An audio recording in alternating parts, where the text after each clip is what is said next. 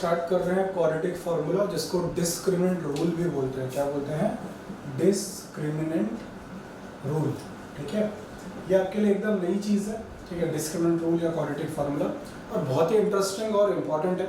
Reason है कि जब आप स्प्लिटिंग द मिडिल टर्म में जब आप फैक्टर्स नहीं फाइंड कर पाते तो ये फार्मूला काम आता है, और ये यूनिवर्सल फार्मूला है। कोई भी इक्वेशन जो ax square plus bx plus c मतलब क्वाड्रेटिक इक्वेशन है, उसमें ये फार्मूला अप्लाई कर सकते हैं और उसके रूट्स फाइंड कर सकते हैं। तो ये बहुत ही अच्छा फार्मूला है।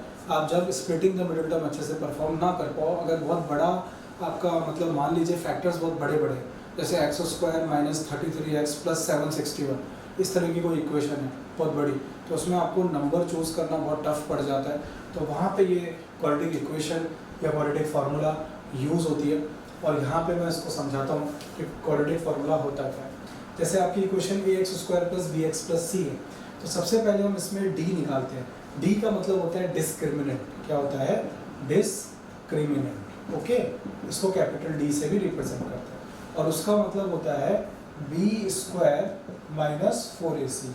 b स्क्वायर मतलब x का कोफिशिएंट जो b होता है कोई भी इक्वेशन में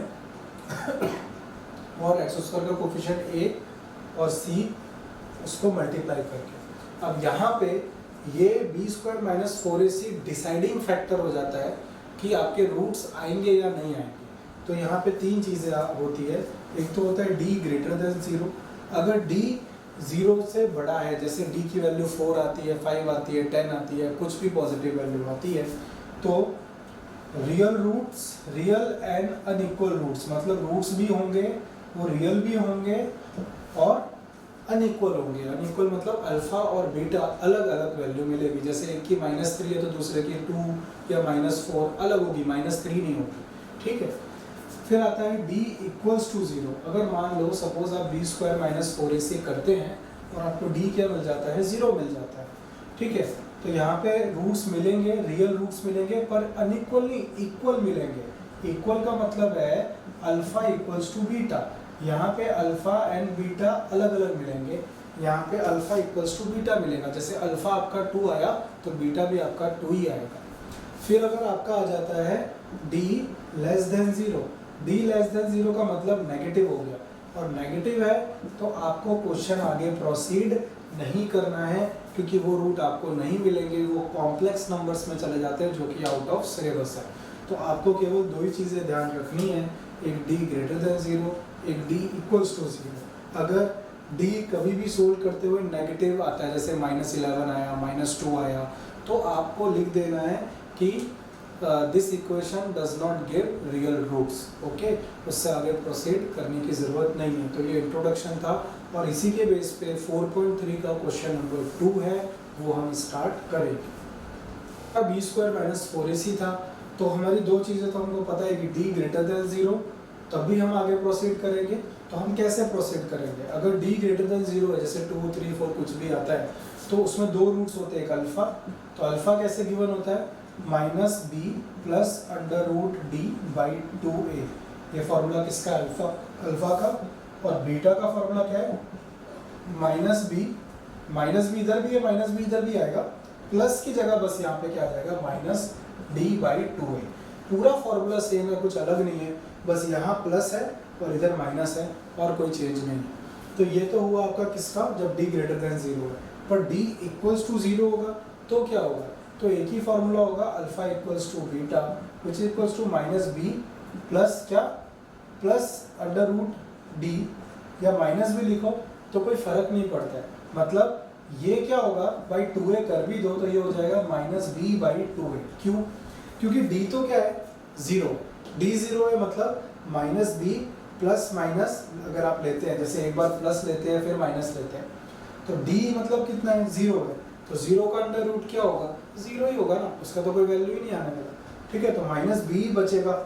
ये टर्म तो क्या देगा आपको? पूरा का पूरा क्या देगा?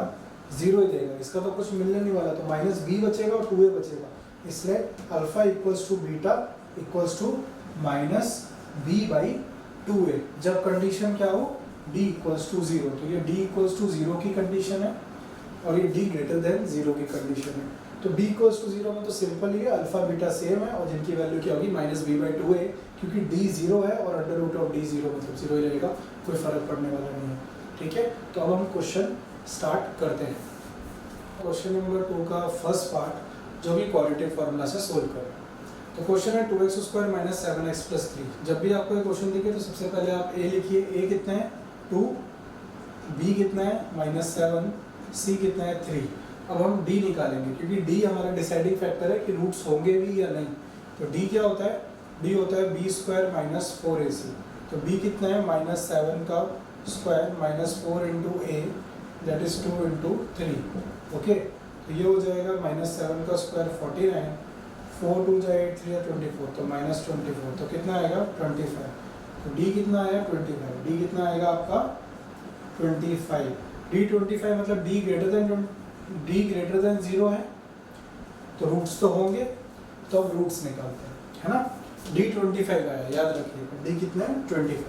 तो रूट्स अल्फा क्या होगा, अल्फा था -b + √d/2 है, यही फॉर्मूला था अल्फा का, थोड़ी देर पहले डिस्कस किया था। तो -b, अच्छा b कितना है -7, तो -7 + √d, d कितना है 25, तो यहाँ पे आया 25/2a, 2 × a कितना है 2। ठीक है, अल्फा जो आएगा वो आएगा -7 7 प्लस √25 5/2 2 जा 4। ओके, 25 का स्क्वायर रूट 5 आ जाएगा, तो 7 + 5 12/4, 4 3 जा 12। तो अल्फा एक रूट क्या है आपका 3। Okay, clear. अब बीटा निकालते हैं। तो बीटा निकालने के लिए ये सब चीज़ें तो वही रहने वाली है, डी याद रखिएगा 25 है। ठीक है, तो बीटा का फॉर्मूला में क्या होता था, बीटा भी सिंपल है, -b रहेगा -√d/2 है। तो यहाँ पे प्लस है, -b प्लस है, और यहाँ पे क्या है माइनस है। तो -7 -√d that is -25 upon 2a that is 2 × 2। ठीक है, तो -7 क्या हो जाएगा +7, और √25 25 का √5, तो 7 - 5 क्या 2 2 जा आपका 4। तो 7 - 5 2/4 कितना आएगा 1/2। तो जो बीटा की वैल्यू आएगी वो कितनी आएगी 1/2। तो रूट्स क्या क्या है, रूट्स आए एक तो 3 और दूसरा है 1/2, ये इसका आंसर होगा। ओके।